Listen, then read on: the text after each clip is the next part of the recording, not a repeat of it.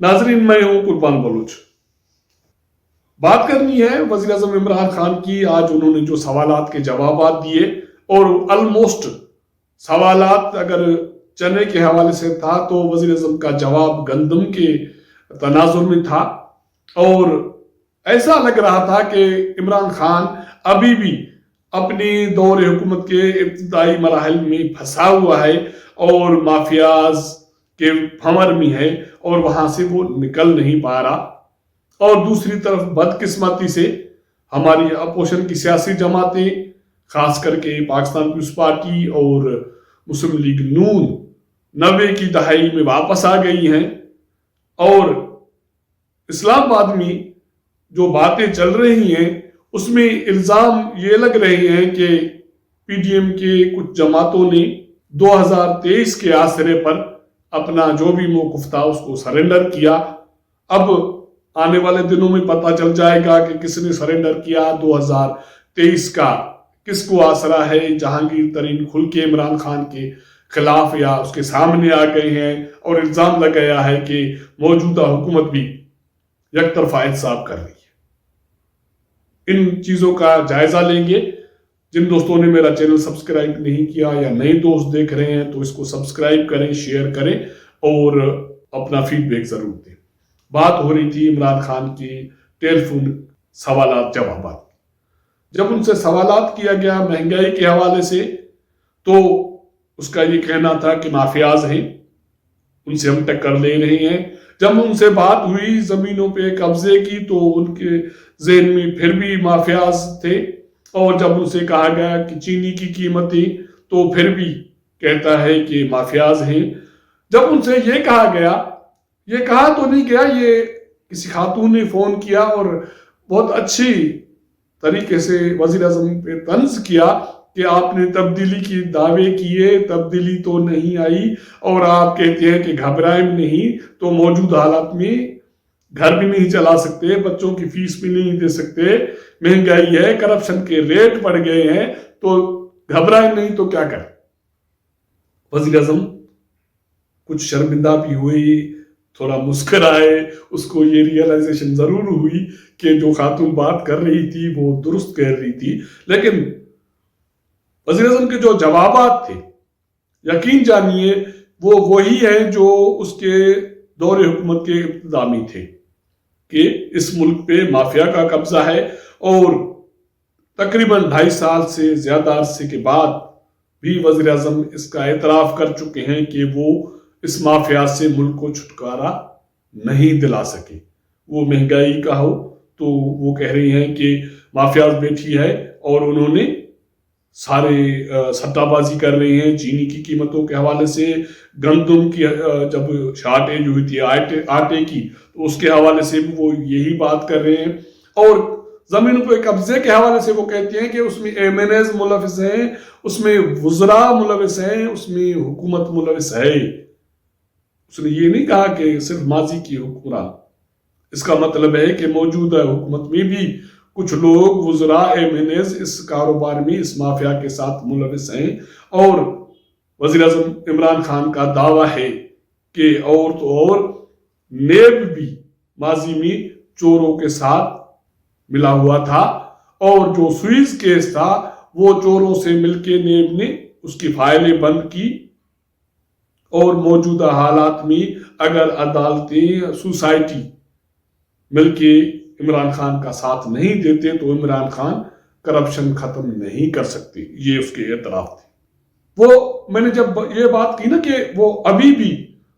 शुरुआती इब्तिदाई मरहले में है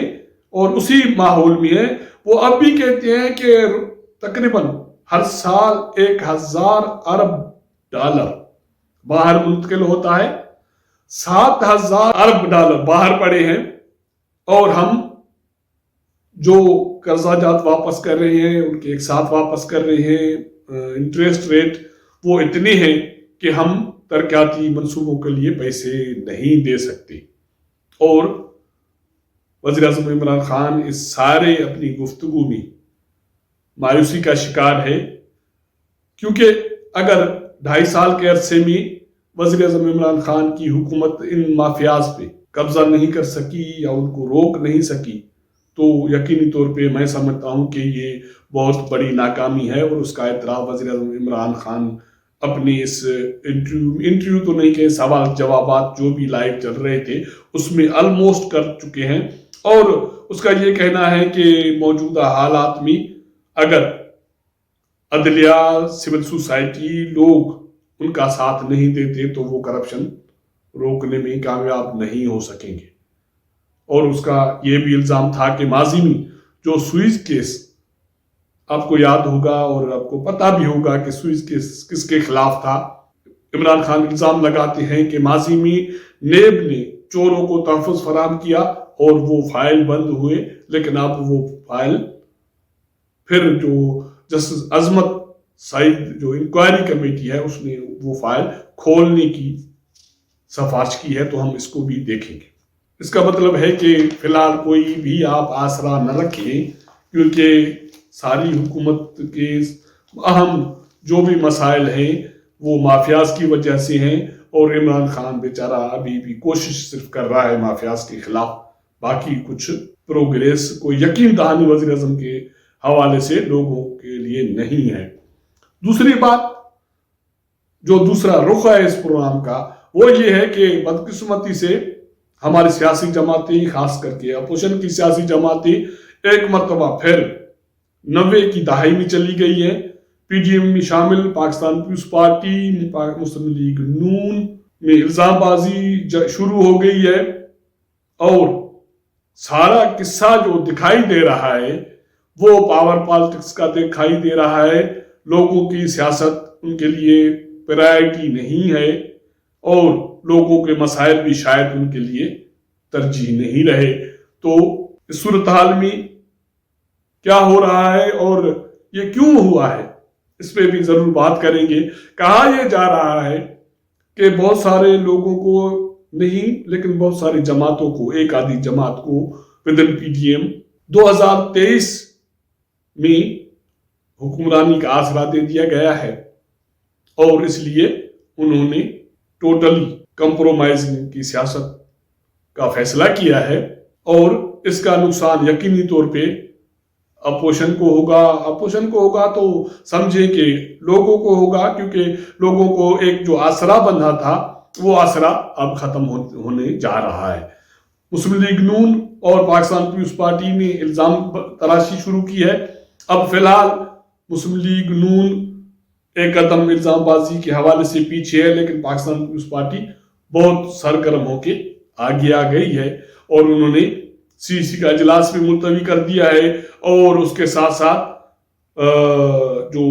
پی ڈی ایم کا فیصلہ ہے کہ پاکستان مسلم لیگ نون کو اور اے این پی کو شوکاز نوٹس جاری کیے جائیں گے، اس کے حوالے سے شازیہ مری کا بیان آیا۔ اس کے بعد پھر پاکستان پیپلز پارٹی کے اطلاعات سیکریٹری فیصل کریم کنڈی کا بیان آیا، اس کا ایک ویڈیو بیان آیا۔ وزیر بلاول بھٹو زرداری صاحب کہتے ہیں کہ پی ڈی ایم میں جو سیاسی جماعتیں ہیں وہ تحمل کا مظاہرہ کرے، لیکن ان کے جو عہدیدار ہیں، لوگ ہیں، وہ الزامات لگا رہے ہیں۔ فیصل کریم کنڈی صاحب کہتے ہیں کہ یوسف رضا گیلانی کے انتخابات کے بعد سینٹ چیئرمین صادق سنجرانی کے خلاف عدم اعتماد کی جو تحریک کے حوالے سے کچھ جماعتوں نے ساتھ دینے سے انکار کیا۔ بڑا الزام ہے، اس نے نام نہیں لیا، لیکن لگ رہا ہے کہ یہ الزام بھی مسلم لیگ نون پہ جا رہا ہے۔ اس کے ساتھ ساتھ اس کا دوسرا الزام جو ہے وہ یہ ہے کہ کے پی کے میں سینٹ کے انتخابات میں فرحت اللہ بابر کو شکست اس لیے دلوائی گئی کہ مسلم لیگ نون نے حکومتی امیدوار کو جتوایا ہے۔ یہ ایسے الزامات ہیں جن کا مسلم لیگ نون کی طرف سے جواب آنا بہت ضروری ہے۔ تو یہ صورتحال اگر حکومت کے حوالے سے وزیر اعظم نے جو جن لوگوں کے سوالات کے جوابات دیے ہیں، اگر اس کو دیکھا جائے، اور پاکستان پیپلز پارٹی اور مسلم لیگ نون کی 90 کی دہائی میں واپسی کو دیکھا جائے، تو